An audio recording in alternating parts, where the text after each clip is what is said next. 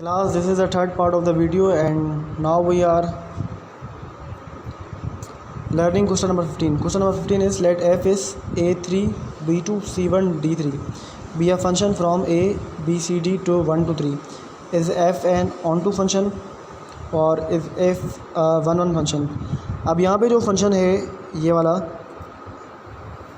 क्या ये on to function है या फिर ये वन वन फंक्शन है. अब यहाँ पे देखें इस फंक्शन के जो एलिमेंट्स हैं a, 3, b, 2, c, 1, d, 3. अब यहाँ पे देखें इसकी रेंज में यहाँ पे 3 दो बार रिपीट हो रहा है, तो ये वन वन फंक्शन नहीं कहलाएगा. वन वन फंक्शन में यही था ना कि डोमेन के भी सिंगल एलिमेंट्स हों और रेंज के भी सिंगल एलिमेंट्स हों और वन वन एलिमेंट्स हों, लेकिन यहाँ पे रेंज में 3 दो बार रिपीट हो रहा है. और अगर हम रेंज देखें तो इसकी रेंज होगी 1 2 3. तो अगेन रेंज हमारी यही आ रही है. रेंज जो हमारी ये आ रही है वो सेट बी के बराबर आ रही है. तो ये हमारा क्या फंक्शन है, कौन सा फंक्शन है, ये हमारा वन वन फंक्शन है. ये हमारा वन वन फंक्शन नहीं है, ये हमारा ऑन टू फंक्शन है, क्योंकि इस सेट की जो रेंज है वो सेट बी के बराबर है, that is 1 2 3. So this is onto function but not one one function.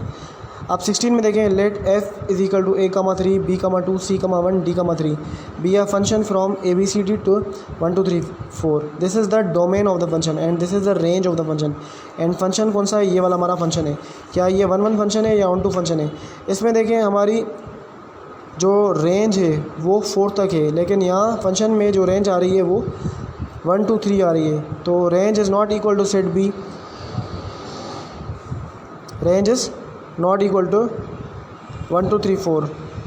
And दूसरी बात कि डोमेन में तो सिंगल एलिमेंट ही है फंक्शन में, लेकिन रेंज में अगेन 3 यहाँ पे रिपीट हो रहा है.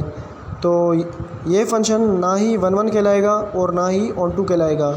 This function is neither one one function और नॉर वन टू फंक्शन.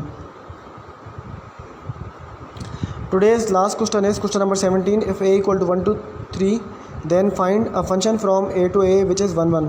हमें a multiply a cross product a में हमें ऐसा फंक्शन लिखना है जो 1 1 हो. सेकंड हमें ऐसा फंक्शन लिखना है जो ऑन टू हो. थर्ड हमें 1 1 एंड ऑन टू दोनों फंक्शन, ऐसा फंक्शन लिखना है जो दोनों जिसमें दोनों क्वालिटीज़ हों, 1 1 की एंड ऑन टू की. एंड फोर्थ में हमें ऐसा फंक्शन लिखना है जो नाइदर 1 1 हो और नॉर 1 2 ऑन टू हो. देन सबसे पहले हम a मल्टीप्लाई a फाइंड करेंगे. सो a multiply a is 1 1 1 2 1 3 2 1 2 2 2 3 3 1 3 2 and 3 3. Class ये a मल्टीप्लाई a फंक्शन है. अब देखें a function f from a to a which is 1 1. देखें हमें एक ऐसा फंक्शन लिखना है एक टू a विच इज़ 1 1 जो 1 1 हो. अब देखें 1 1 फंक्शन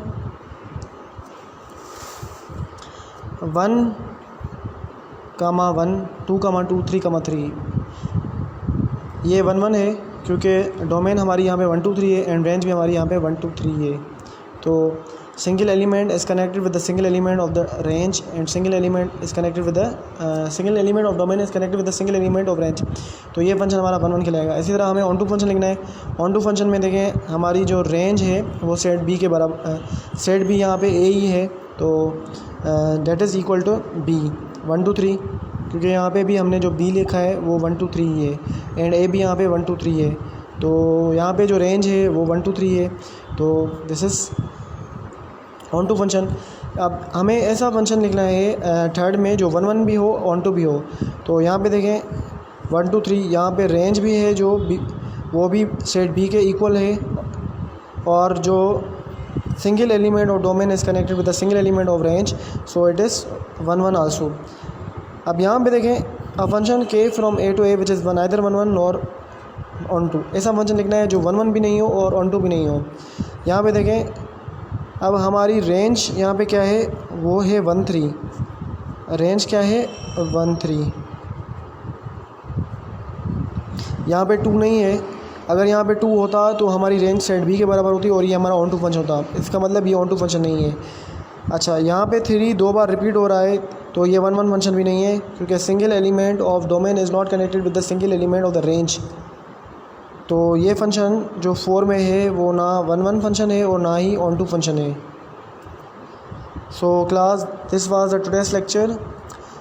ये जो लास्ट में आज हमने सवाल किया है, ये somehow it is tricky, ये सवाल जो है थोड़ा ट्रिकी है, क्योंकि आप देखेंगे यहाँ पे इस, तो ये फंक्शन आपको 1 1 एंड ऑन 2 लगेगा, और ये सेकेंड वाला फंक्शन देखें यहाँ पे, ये फंक्शन भी आपको 1 1 एंड ऑन 2 बोथ लगेगा, क्योंकि इसकी डोमेन भी 1 2 3 है और इसकी रेंज भी, डोमेन भी 1 2 3 है, इसकी रेंज भी 1 2 3 है, इसीलिए आपको कुछ डिफ़िकल्टी होगी, लेकिन इसको आप अंडरस्टैंड कर लीजिएगा। अगर आपको कहीं पे भी कोई सवाल समझ में नहीं आ रहा तो आप मुझसे कांटेक्ट कर सकते हैं, तो इंशाल्लाह मैं आपको गाइड करूँगा। और इन द नेक्स्ट क्लास हम हमारी एक्सरसाइज 1.4 है वो हम स्टार्ट करेंगे, तो आप ये काम अपनी कॉपीज़ पे भी कर लीजिएगा। अल्लाह हाफ़िज़।